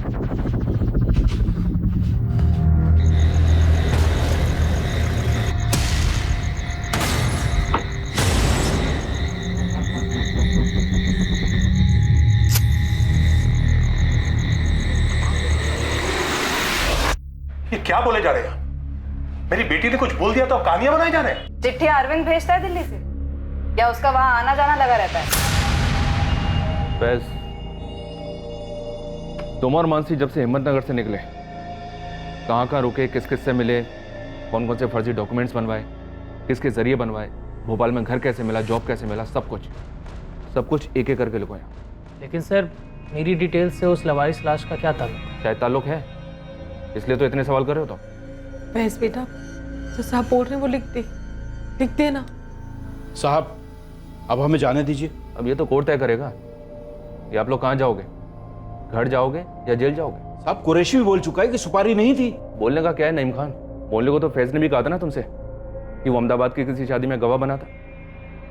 साहिल ने हमसे बोला था कि मानसी उसकी सिर्फ क्लासमेट है। मैं भी तो बोल सकता हूँ कि कुरैशी ने उस औरत को मानसी समझ के मार डाला। तुम तीनों ने मिलकर ये साजिश रची हो। अरे बेटा, जैन साहब तो यूं ही कुछ भी बोले जा रहे हैं। वही तो नईम खान, बोलने से बात सच नहीं होती है, सच होती है सबूतों से और गवाहों से। सबूत हम कुरेद के निकाल लेंगे और गवाह जहन्नुम से ढूंढ निकालेंगे। समझ में आया? इस अरविंद पारेख को तो हम ढूंढ ही लेंगे, इसे ढूंढेंगे, इसे तोड़ेंगे और ये बोलेगा। याद रखना, अगर हमें पता चला कि ये सब कुछ तुम्हारा किया धरा है, तुम बच नहीं पाओगे। मैंने बस एक बेवकूफी की है, जो उस लखन पांडे को पैसे दिए थे फैज को ढूंढने के लिए। इसके अलावा और क्या किया मैंने? मेरी बेटी तीसरी बार घर से भागी थी, उसकी शिकायत लेकर मैं इसी पुलिस स्टेशन में आया था, लेकिन आप लोगों ने मुझे पका दिया। और फिर उस लाश को मानसी की लाश बताया। किसने? आपने। मैंने बस मान लिया कि वो मानसी। सर जरा सोचिए, अगर अरविंद ने और मैंने उस औरत को मिलकर मारा फैज को फंसाने के लिए, तो क्या हमारी इस चाल में प्रांतिज के पुलिस वाले भी शामिल थे, जिन्होंने उस लाश को मानसी की लाश बताया? क्या आप लोग भी शामिल थे, जिन्होंने उसको मानसी बताया, ताकि मैं यहां आकर मुंडी हिला हिलाकर कहूं कि हाँ ये मानसी है, हाँ ये मानसी है? तो मैं शू बात करूं जो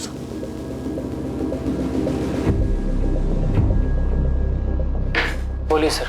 फैज, मानसी, इस बात के चांसेस बहुत कम हैं कि आप दोनों में से किसी के फादर ने उस औरत को मारा या मरवाया और उसके बाद उसकी लाश को जंगल में फेंकवा दी। तो फिर किसी और ने किया होगा सर। ये किसी और, तुम दोनों तो नहीं? या फिर कहीं वो आप लोग तो नहीं? सीरियसली नहीं, बर्थडे पार्टियों में वो गेम होता था ना, पासिंग द पार्सल, लगता है बचपन में कुछ सीरियसली खेला होगा। जो तुम लोग जवानी में खेल लो, पासिंग का इल्जाम। तुम दोनों ने जिस औरत को मिलकर मार दिया, जानते थे 4 महीने की प्रेग्नेंट थी, या शायद पता भी होगा, तो तुम लोगों को इससे कुछ फर्क नहीं पड़ा होगा।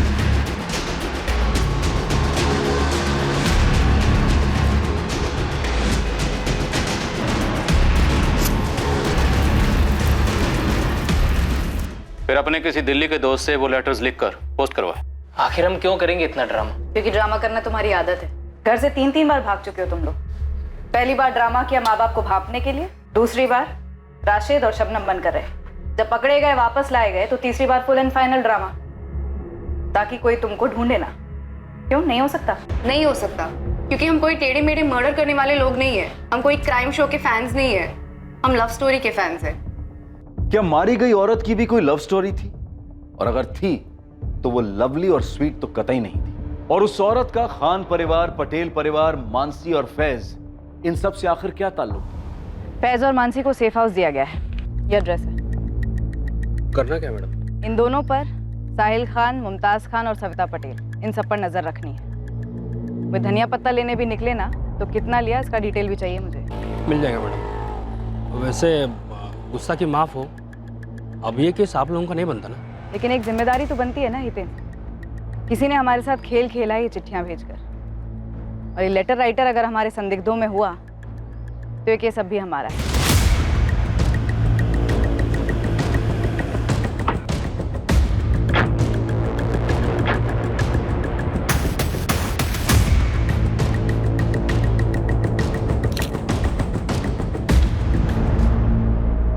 हमने इस अरविंद पारेख की हिस्ट्री निकाली, क्राइम की रात की मूवमेंट भी ट्रैक की। ये वाकई में अपनी बेटी के घर गया था, अपनी नाती के जन्मदिन पर। और सर हमने इसके और आपके सस्पेक्ट रामजी पटेल दोनों की दोस्ती को भी खंगाला, लेकिन कुछ नहीं निकला सर। और उसकी कार में से भी ऐसा कुछ नहीं मिला जो मर्डर की तरफ इशारा करे। तो रामजी पटेल के दोस्त अरविंद पारेख का उस दिन उन्हीं जंगलों के आसपास देखा जाना महज इत्तेफाक समझे? हाँ, अगर लाश मानसी की होती तो जिस लाश को तुम लोगों ने मानसी समझा, हमने मानसी समझा, मानसी के माँ बाप ने भी मानसी समझा, वो लाश किसकी थी? जब हमें वो लाश मिली तो हमारे पास 2 मिसिंग कंप्लेन थी। एक 4 महीने पहले की मानसी पटेल मिसिंग केस, जिसे आप लोगों ने करेक्ट किया और हमें बताना जरूर नहीं समझा। और दूसरा गांधीनगर की एक शादीशुदा औरत का, रुचिका मकवाना नाम था उसका। जब हमें वो लाश मिली उसके 2 दिन पहले गांधीनगर में उस लड़की की मिसिंग कंप्लेंट फाइल हुई।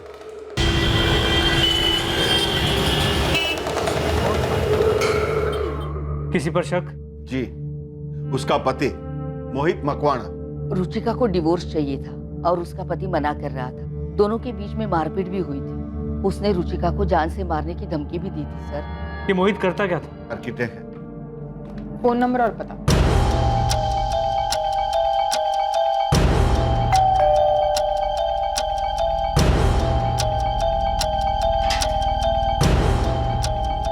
जी? मोहित मकवाना, रुचिका मकवाना आपकी बीवी है?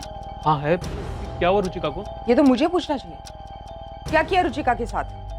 मैंने कुछ नहीं किया, सारा दिन साइट पर था, थक कर सोया था। रात के 1:15 बजे आपकी बीवी घर से गायब है और आप आराम से सो रहे थे। उस दिन से मोहित मकवाना कजौली गांधीनगर की कस्टडी में है। तो लाश की डिटेल सबसे पहले तुम लोगों ने गांधीनगर पुलिस स्टेशन भेजी? जी हाँ, पर वहां से नेगेटिव जवाब आया। क्यों?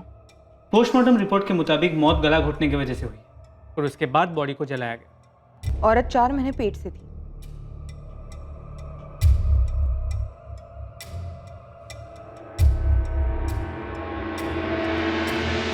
तो ये आपकी बेटी रुचिका नहीं है? हमारी रुचिका प्रेग्नेंट नहीं है सर। सर अभी शादी को 1 ही साल हुआ है। धीरज जी, रुचिका और मोहित के झगड़ों की वजह क्या थी? जी, रुचिका ने हमें कभी बताया नहीं। बीना जी, आपको? वो सब अपने अंदर ही रखती थी। वैसे रुचिका की बाकी की सारी डिटेल्स मैच हुई, एज, हाइट, ब्लड ग्रुप, लेकिन रुचिका प्रेग्नेंट नहीं थी। ये जानने के बाद हमने उसे रूल आउट किया और आपकी मानसी की फाइल खोली। सर लड़की 4 महीने पहले लड़के के साथ भागी थी, तो उसके 4 महीने के प्रेग्नेंट होने की संभावना भी थी और बाकी सारी डिटेल्स भी मैच हो रही थी। तो हो सकता है वो लाश किसी तीसरी औरत की हो। हालांकि हमने उसके डीएनए संभाल के रखे हैं, पर मैच किससे करेंगे?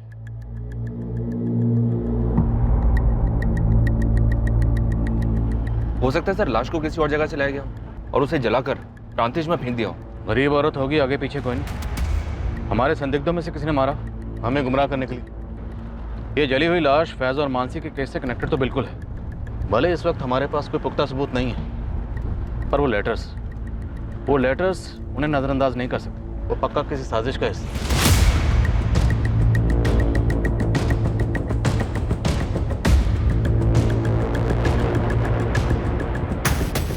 नितिन भाई। जी भाई, राजू भी साथ में ही है। हाँ बोल बल्लू, क्या खबर? गर्मा गर्म चाय। एल्स, कहाँ जा रहे हो तुम? वो चेतन से बात हुई थी, उससे कहा था घर आ जाऊंगा, बस वहीं जा रहा था। देखो क्या हाल है अभी, लेकिन चाय तो पीते जाना। हाँ रख दो, वापस आता हो तो गर्म करके पी लूंगा।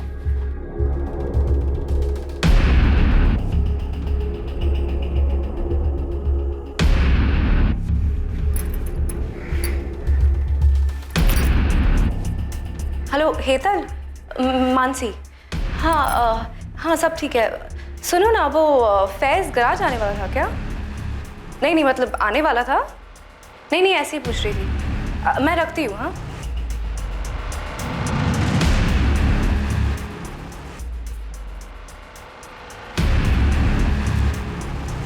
और 4 महीने प्रेग्नेंट थी, तो किसी ना किसी गायनेकोलॉजिस्ट के यहाँ तो रजिस्टर्ड रही होगी। हाँ सर, गरीब से गरीब औरत होगी तो भी किसी सरकारी अस्पताल में रजिस्टर्ड तो होगी ही।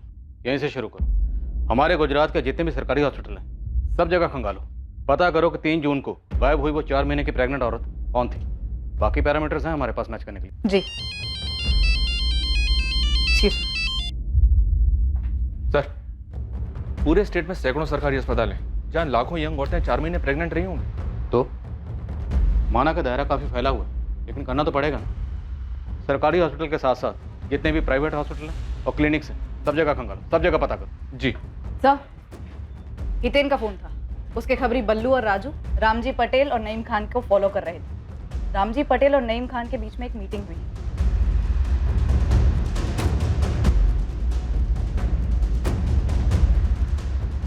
दोनों को मिलकर अभी तोड़ते हैं। हो सकता है दोनों ने मिलकर उस औरत को मार डाला। तोड़ेंगे परेश, पर अभी नहीं। अब नहीं। हितेन और उसके खबरियों से कहो कि नजर बनाए रखें, पता करें कौन कौन किस किस से मिलता है। ठीक है।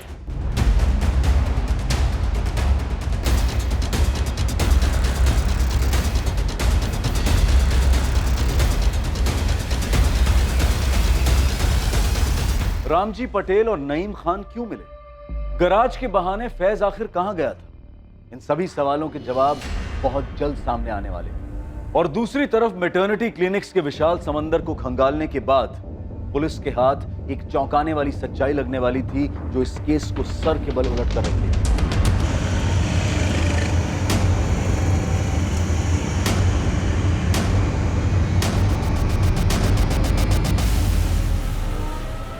जी, ये रुचिका मखमाने मेरी पेशेंट ही थी। कौन सा ट्राइमेस्टर था इसका? दूसरा स्टार्ट हुआ था और मेरा लास्ट अपॉइंटमेंट इसके साथ 11 मई को हुआ था। रुचिका सब कुछ एकदम नॉर्मल है, बच्चे की ग्रोथ भी एकदम परफेक्ट है। बस मैं तुम्हें कुछ सप्लीमेंट्स लिख देती हूँ, उन्हें तुम टाइम पे लेती रहना, बाकी तो सब नॉर्मल है। डॉक्टर, अगली सोनोग्राफी की डेट क्या है? रुचिका, नेक्स्ट मंथ 3 जून को तुम्हारे 4 महीने पूरे हो रहे हैं, तो वो डेट ठीक रहेगी तुम्हारे लिए? जी थैंक यू। फिर 3 जून को तो वो आई ही नहीं। हमें उसकी बॉडी 3 जून को ही मिली, तो अगर ये लाश रुचिका की थी तो उसका मर्डर 3 जून को ही हो गया होगा। रुचिका ने कभी आपसे कोई ऐसी बात कही कि उसकी फैमिली बच्चे से खुश नहीं थी? नहीं, मुझसे तो उसने कभी भी ऐसी कोई बात डिस्कस नहीं की थी। खुश लगती थी हमेशा, एकदम नॉर्मल।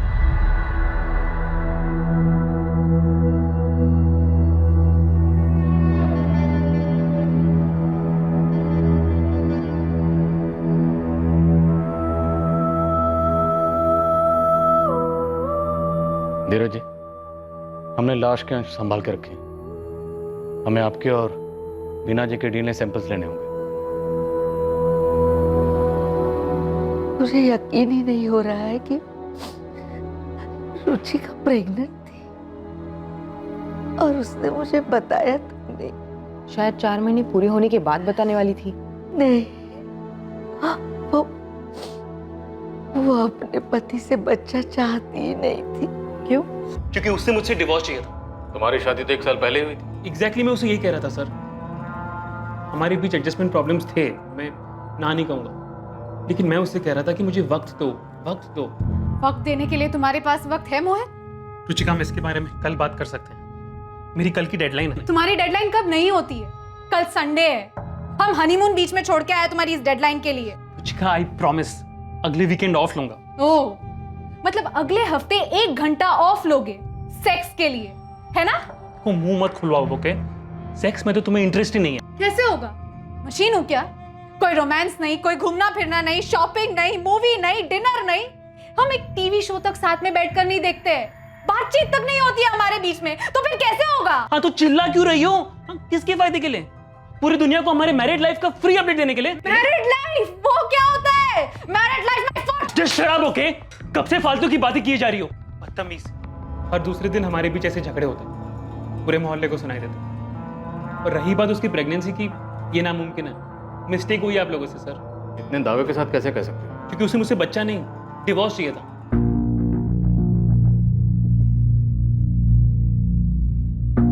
रुचिका, मुझे तुमसे कुछ कहना है। मुझे भी। रुचिका देखो, मैं सोच रहा था कि हमारे बीच इतना टेंशन है, अगर हम बच्चा करें तो शायद चीजें बेहतर हो। हाँ मोहित, मैं तुमसे कहने वाली थी मुझे डिवोर्स चाहिए। मैं अब और ऐसे नहीं रह सकती। ऐसे नहीं रह सकती मतलब? हाँ? मैं कि तुम्हें टॉर्चर करता हूँ जो तुम ये ड्रामा कर रही हो? तुम्हें पूरी जिंदगी ना यही रहना होगा मेरे साथ, इसी रिश्ते में। जिंदगी भर? 6 महीने में अगर तुमसे डिवोर्स नहीं लिया ना, तो मेरा नाम भी रुचिका नहीं। पिछले 6 महीने से वो अलग सोती थी। हमारे बीच सेक्स नहीं, सिर्फ सन्नाटा था, ढेर सारा गुस्सा था। तो बच्चा कहाँ से होता सर?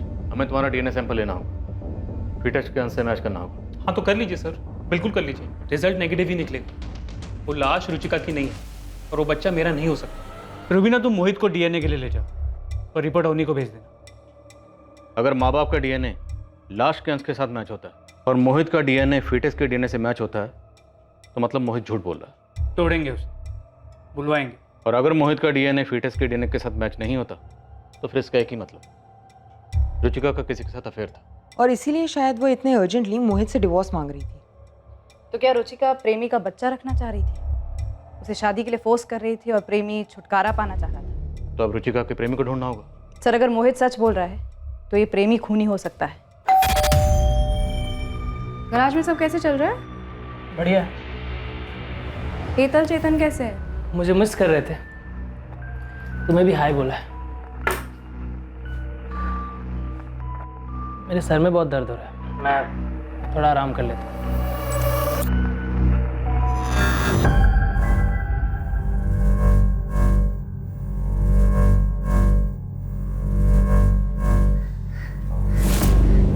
फोन पे फोन किए जा रही थी मैं। कहाँ गए थे आप? दुकान पर भी नहीं थे। एक जरूरी काम था। नहीं, कुछ छुपा रहे हैं आप? आपने मुझे बताया नहीं कि आपने मानसी को धमकी दी थी कि आप फैज को फंसाएंगे।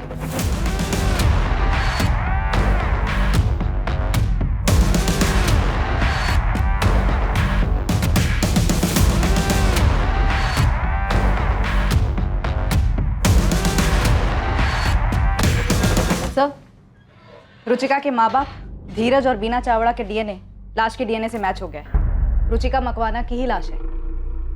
मोहित का डीएनए? फीटस से उसका डीएनए मैच नहीं हुआ। क्या? तो मतलब रुचिका के पेट में जो बच्चा था वो उसके पति मोहित से नहीं था? शायद रुचिका का जिसके साथ अफेयर था और जो उस बच्चे का बाप था, उसने रुचिका को मार दिया है। रुचिका के कॉल रिकॉर्ड से कुछ मिला? All clear. हमारे स्टार खबरी हितेन और उसकी टीम को कहो मुझे आके मिले, मैं बात करूंगा। तुम कहीं जा रहे हो? सर आज क्यों? ऐसे ही।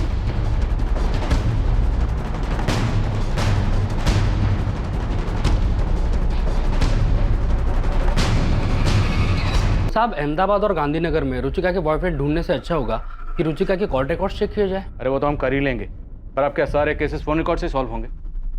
अब तो स्टैंड अप कॉमेडियंस भी हमारा मजाक उड़ाने लगे। जरा सोचो, जब ये मोबाइल फ़ोन नहीं थे तब केसेस कैसे सॉल्व होते थे? सूंघ कर, मैदान में कूद जाओ मैदान में।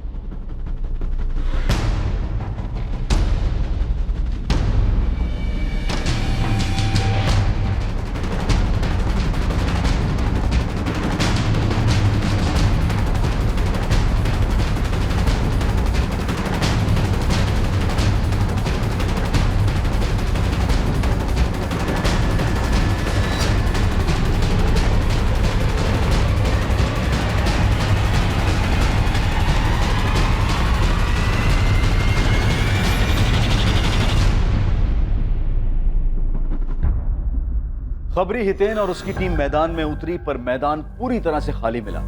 रुचिका के अफेयर का कोई नामो निशान नहीं था। दूसरी तरफ फैज के बर्ताव से मानसी बेहद परेशान थी। फैज उससे क्या छुपा रहा? फिर पुलिस को आखिरकार एक सुराग मिला, वो भी इत्तेफाक से। साहब आपने बोला था कि सूंघ के निकालो, तो फिर बस उसी फिराक में परसों रात को मैं घर से बाहर निकला।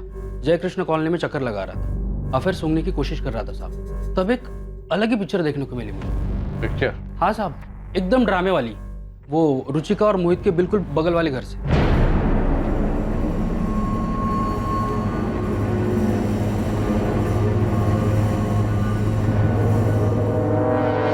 से रुचिका के मर्डर की खबर आई है, तुमने तो अपना डिवोर्स का जाप ही करना बंद कर दिया। क्या हुआ, डर गए डिवोर्स मांगने वालों का हाल देखकर? देखो शगुन, मैंने तुमसे इस बारे में कोई बात नहीं करनी है। तुम ये बताओ कि डाइवोर्स कब दे रही हो तुम मुझे? पहले तो मैं तुम पर दहेज और घरेलू हिंसा का केस ठोकूंगी, उसके बाद उसे जीतूंगी। तुम्हें कुछ सालों की सजा होगी, तब तक हमारे आरुष की शादी भी हो जाएगी। उसके बाद मैं तुम्हें डिवोर्स दे दूंगी, समझे? मनहूस औरत। मनहूस होगा तू, तेरी माँ, समझा? हट। शगुन, मजा आ रहा है ना तमाशा देखने का? जी नहीं, वो कुछ काम से मोहित साहब से मिलने आया था, पता चला वो। हाँ ठीक है, मैं भी यहाँ सामने ही रहता हूँ। कितनी रातों से मैं चैन से सोया भी नहीं। इनके झगड़े की वजह से? 12 नंबर की रुचिका मोहित से डाइवोर्स लेने के लिए गला फाड़ती, और ये नीलेश अपनी पत्नी शगुन से डाइवोर्स लेने के लिए चीजें तोड़ता रहता है। रुचिका का तो फिर भी ठीक है, 1 साल की ही शादी है, कोई बच्चा भी नहीं है। लेकिन ये नीलेश, उसका तो 7 साल का बच्चा है, फिर भी डाइवोर्स क्यों भाई? और अब तो रुचिका का मर्डर भी हो गया। साहब मुझे तो बस बू आ रही है। वो रुचिका के कॉल रिकॉर्ड से कुछ मिला नहीं, मैडम ने बताया मुझे। लेकिन हो सकता है कि रुचिका को कभी कॉल करने की जरूरत ही ना पड़ी हो। ये भी हो सकता है कि रुचिका का वो आशिक उसके बगल वाले घर में रहता हो, नीलेश बारोट। इस अफेयर का कोई सबूत है? साहब बिना सबूत का तो मैं खड़ा ही नहीं हो पाता। इसे देखा है कभी यार? पुलिस से हूँ।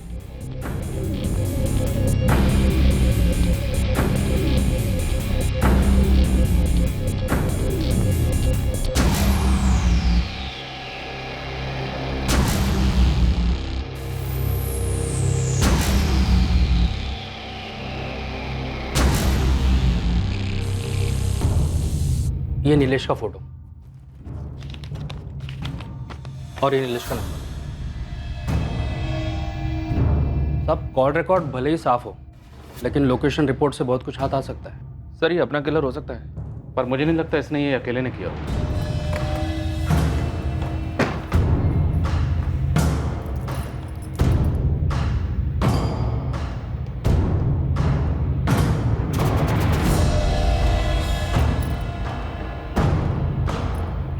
हेलो चेतन, फैज आया था क्या गराज? नहीं, ऐसे ही पूछ रही थी, वो उसका फ़ोन नहीं लग रहा था। मैं बाद में बात करती हूँ।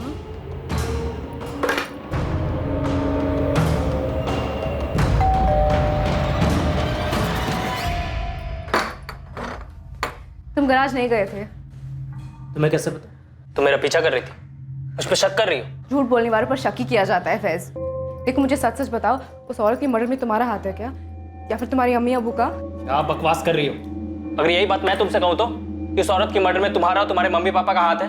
फैज झूठ तुम बोल रहे हो, तुम मुझसे कुछ छुपा रहे हो। अगर तुम अभी के अभी मुझे सच सच नहीं बताया ना, तो मैं पुलिस के पास जा रही हूँ। मैं बता रही हूँ तुम्हें। मैं जहाँ जाना है जाओ।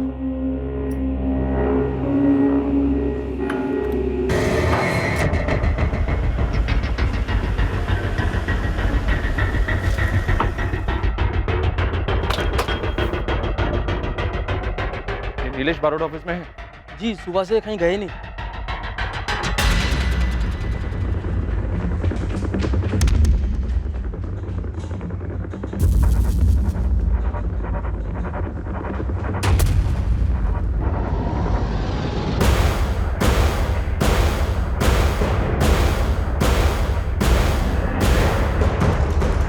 मानसी, मानसी,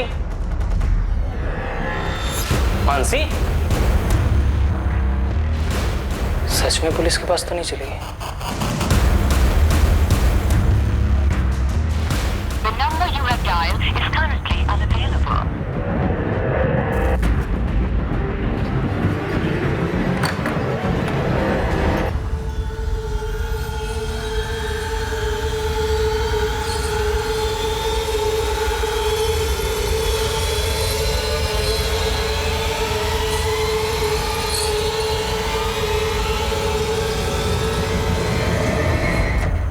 देखिए, आप लोग मुझ पर इस तरह से झूठा इल्जाम नहीं लगा सकते। एक तो आप ये केस सॉल्व कर नहीं पा रहे हैं और ऊपर से मुझे बलि का बकरा बना रहे हैं। आपके किसी भी सवाल का कोई जवाब नहीं दूंगा मैं। मुझसे आपको कुछ नहीं मिलने वाला। हमारे इस लॉकअप में अक्सर मुजरिम उगलते हैं और हम सुनते हैं। आज कुछ अलग करते हैं। आज हम बोलेंगे और तू सुनेगा। तुम और रुचिका पड़ोसी थी, पड़ोसी से फिर दोस्त बने, दोस्त से फिर प्रेमी और प्रेमिका, और फिर तुम दोनों में अफेयर शुरू। ज्यादा वक्त नहीं लगा होगा करीब आने में। सब ठीक चल रहा था, पर फिर रुचिका प्रेग्नेंट हो गई। शादी करना चाहती होगी तुमसे, और तुम्हारी बीवी तुम्हारे ऊपर केस करने की बात कर रही थी। तुम दोनों तरफ से फंस चुके थे और वक्त निकला जा रहा था। नीलेश, आज 4 महीने पूरे हुए हैं। कल सोनोग्राफी है 6 बजे। मैं मोहित को सब कुछ सच सच बता देना चाहती हूँ। लेकिन रुचिका, उससे शगुन को भी तो सब कुछ पता चल जाएगा ना। उसने खुलेआम धमकी दी है, बोलती है केस ठोक दूंगी। और नीलेश, मैं अब और इंतजार करना नहीं चाहती। मैं सबको जल्द से जल्द बता देना चाहती हूँ कि मैं माँ बनने वाली हूँ, तुम्हारे बच्चे की। तुम्हारे साथ रहना चाहती हूँ। और वैसे भी कुछ दिनों में लोगों को दिखने ही लगेगा कि मैं प्रेग्नेंट हूँ। प्राणतीज में कुल मंदिर है, वहां चल करके शादी कर लेंगे। कल? लेकिन तुम्हारी बीवी, वो केस? अरे वो सब छोड़ो ना। एक बार हम लोग शादी कर लेंगे तो मोहित और शगुन को सब कुछ सच सच बता देंगे। अरे बोल देंगे प्यार करते हैं यार। You happy now? तुम इस दबाव से तंग आ चुके थे, इस रिश्ते की मुसीबत से छुटकारा चाहते थे।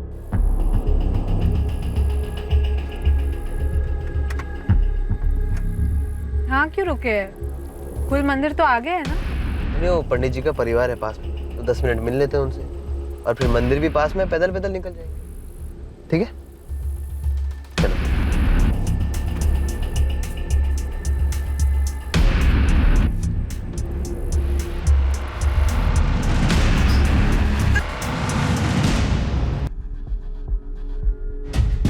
बोल, कौन था तुम्हारा साथीदार? बोल। अबे बोल दे, नहीं तो चमड़ी उधेड़ देंगे तेरी। समझ में आया? और तुम्हें लगता है कि फैज का कोई हाथ हो सकता है इसमें? वो मुझसे झूठ क्यों बोल रहा है? मुझसे कुछ छुपा क्यों रहा है? और कौन शामिल था तुम्हारे इस प्लान में? ये काम तुम्हारे अकेले का तो नहीं लगता। तुमने और तुम्हारे साथी ने पहले रुचिका का कत्ल किया और फिर उसकी बॉडी को ठिकाने लगा।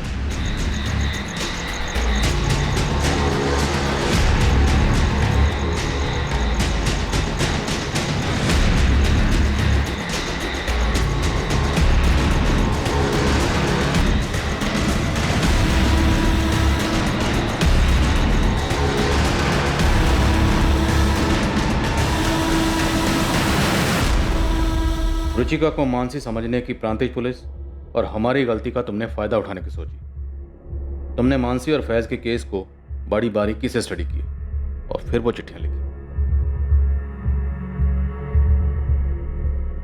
कोई साथीदार था या ये सब अकेले ने किया? आपके पास मेरे खिलाफ एक भी सबूत नहीं है, एक भी नहीं। तुमने फैज की किसी और से बात होते हुए सुनी? कोई मिलने आया था उससे? ये भैया बस यहीं रोक दीजिए।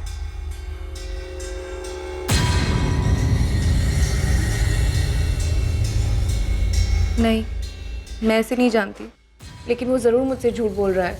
वो कुछ जानता है जो मुझसे छिपा रहा है। सबूत की टेंशन मत लो बेटा, एक नहीं दो दो है। तुम लोगों ने प्लानिंग तो बहुत तगड़ी की थी। रुचिका और तुम मोबाइल पर कभी बात ही नहीं करते थे, और रुचिका जब भी तुमसे मिलने ऑफिस आती थी तो अपना फ़ोन स्विच ऑफ करके घर पर ही छोड़ कर आती थी, है ना?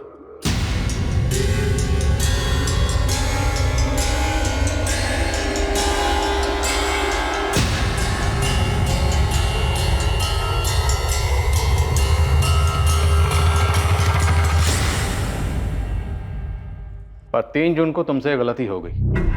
3 जून को तुमने अपना फोन अपने साथ ही रखा, और वो भी ऑन। शायद तुमने अपने साथी से कोऑर्डिनेट करने के लिए रखा होगा।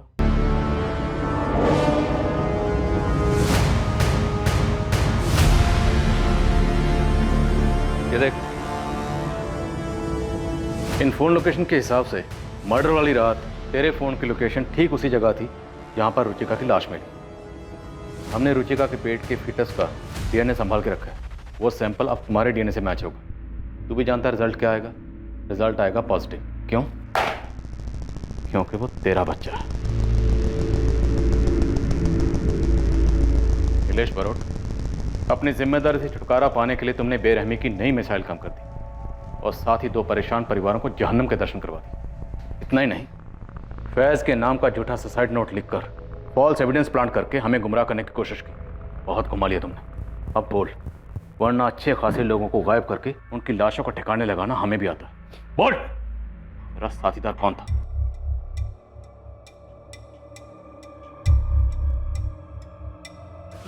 मानसी, प्लीज मुझसे तुमसे कुछ बात करनी।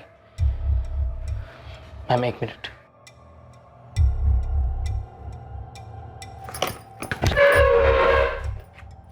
बोल, कौन था जोड़ीदार? बोल बोल बोल। मानसी, मैंने तुमसे झूठ कहा था। मैं गैराज नहीं गया था। बताता हूँ। बोल। बताता हूँ। मेरा भाई कुंदन, और वो लेटर भी उसने पोस्ट किए थे।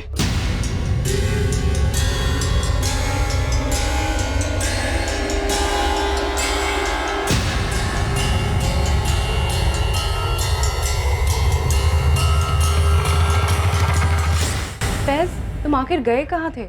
मैं अपने घर गया था अपनी अम्मी से मिलने। मुझे उनकी बहुत याद आ रही थी मानसी, लेकिन इसके पीछे कोई साजिश नहीं है। तुम्हें नहीं आती अपने मम्मी पापा की याद? मैंने उसे धमकी दी थी क्योंकि मैं उसका भला चाहता हूँ। बाप हूं मैं उसका। लेकिन मानसी हमसे नफरत करती है। अब नहीं करेगी।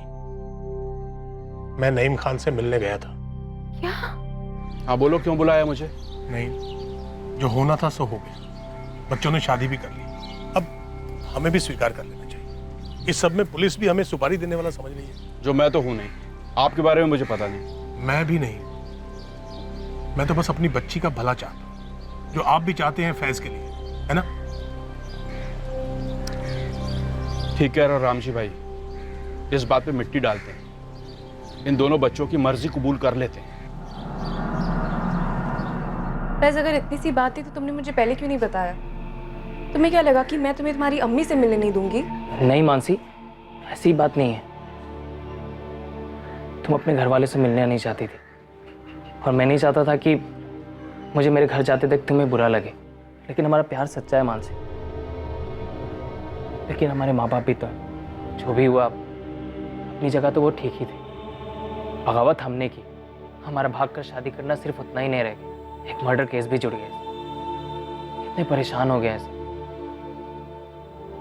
मानसी, मुझे लगता है तुम्हें भी अपने मम्मी पापा से मिल लेना चाहिए।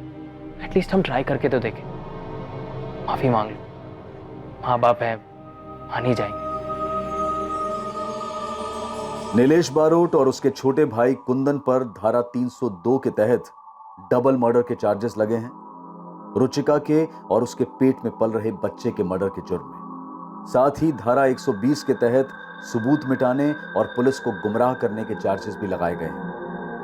मोहित मकवाना को जुडिशियल कस्टडी से रिहा कर दिया गया है और उसके खिलाफ सारे चार्जेस खारिज कर दिए गए हैं। रुचिका के पेरेंट्स को उसके अफेयर और उसके मर्डर की हकीकत को मानने में काफी समय लगेगा। फैज और मानसी ने हिम्मतनगर में ही रहने का फैसला कर लिया है।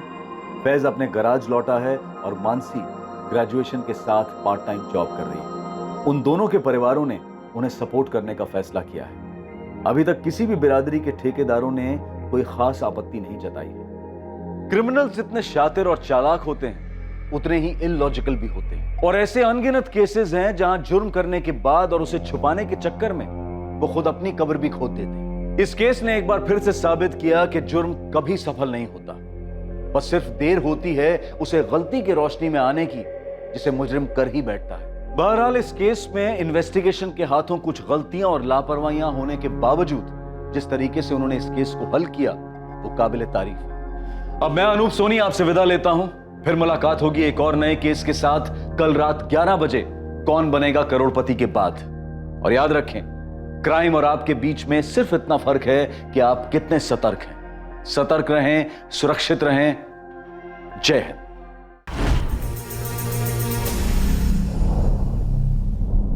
क्राइम पेट्रोल्स के और भी दिलचस्प कहानी देखने के लिए हमारे चैनल को सब्सक्राइब करें और बेल आइकॉन दबाना न भूलें।